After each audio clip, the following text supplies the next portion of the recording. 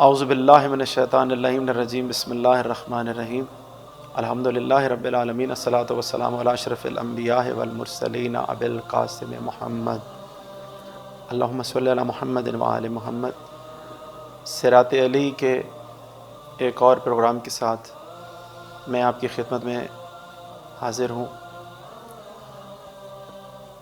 ایک کتاب کہ جس کا نام محاسن برقی ہے، جلد نمبر 1 صفحہ نمبر 80 پر وہ ایک واقعہ لکھتے ہیں کہ امام جعفر صادق علیہ الصلاۃ والسلام سے روایت نقل کیا کہ امیر المومنین علی علیہ السلام ایک شخص کو نماز پڑھتے ہوئے دیکھ رہے تھے کہ جو انتہائی تیزی سے نماز پڑھ رہا تھا،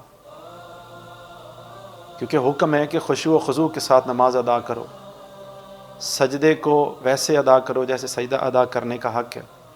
تو وہ بہت تیزی کے ساتھ سجدہ کر رہا تھا، تو امیر المومنین نے اس کو نماز پڑھتے ہوئے دیکھا۔ جیسے اس نے نماز مکمل کی، مولا نے اپنی عبادت مکمل کی، تو مولا نے اس کو اپنے پاس بلا لیا۔ مولا نے کہا تم کتنے عرصے سے نماز پڑھ رہے ہو اسی طرح؟ کہتا ہے مولا میں تو بہت عرصے سے، ایک عرصہ دراز ہو گیا میں ایسے ہی نماز پڑھتا آ رہا ہوں۔ تو امیر المومنین نے فرمایا کہ یاد رکھ لو، تمہاری یہ نماز جس طرح تم پڑھتے ہو یہ ایسے ہی ہے جیسے کہ کوا جو انسا ہوتا ہے وہ اپنا سر بار بار زمین پر مارے۔ تو وہ اور حیران و پریشان ہو گیا، اور امیر المومنین نے کہا کہ یاد رکھو کہ اگر تم اسی حالت میں مر گئے تو تم محمد علیہ الصلاۃ والسلام کی امتی نہیں ہو کر مرو گے، تم اس کی ملت میں نہیں مرو گے۔ تو وہ اور حیران ہوا۔ امیر المومنین علیہ السلام نے اس کی طرف دیکھ کر فرمایا کہ یاد رکھو لوگوں میں سب سے بڑا چور وہ ہے جو نماز کی چوری کرتا، جو نماز کے ارکان کو صحیح بجا نہیں لاتا، جو نماز کو خفیف سمجھتا ہے۔ اور اسی طرح ایک اور روایت ابو بصیر نقل کرتے ہیں کہ جب امام جعفر صادق علیہ الصلاۃ والسلام کی شہادت ہوئی تو ابو بصیر کہتا ہے کہ میں مولا کے قریب تھا، تو میں نے مولا سے کہا مولا اب آخری وقت میں کچھ بیان فرمائیں۔ تو امام علیہ السلام نے کہا کہ میرے سارے اہل و عیال کو اکٹھا کرو۔ جب سارے اہل و عیال اکٹھے ہو گئے تو صادق آل محمد نے یہ کہا کہ ابو بصیر یاد رکھ لو، جو شخص ہمارے ماننے والا ہو نہ ماننے والا ہو، یاد رکھو کہ وہ بندہ بہت بڑا مجرم ہے جو نماز کی حقارت کرتا، جو نماز کو خفیف سمجھتا۔